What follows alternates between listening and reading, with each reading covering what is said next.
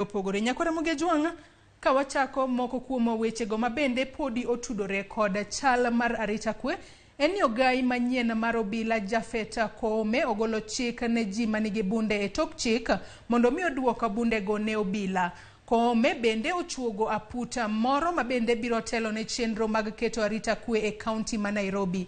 Apudno dhi rango kenge mag kedo gi kuo moko mag wang' teko masani timore buore Nairobi kae nyaka odiochieng' alanga.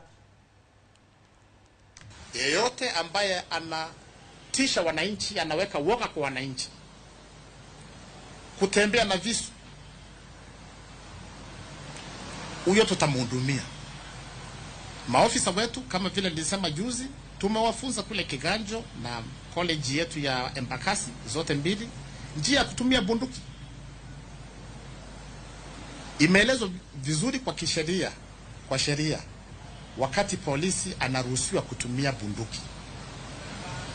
Sasa kama unatembea na kisu, unatembea na bunduki, hapana.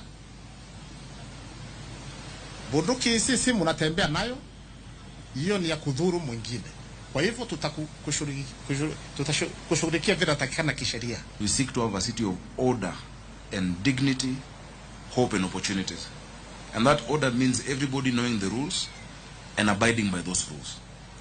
I'm very happy and I thank the IG for a very warm reception. They are very receptive to the ideas that we have shared on how to restore sanity and order in Nairobi County. That one we will do without flinching. We will cooperate with the National Police Service. Indeed, security is a national function, but it is a shared responsibility. The county will do its part. We have agreed on the steps that we will take as a county government, including setting up the county policing authority, including the traffic and safety authority committee that should be meeting, because we've had too many people doing different things and working in silos.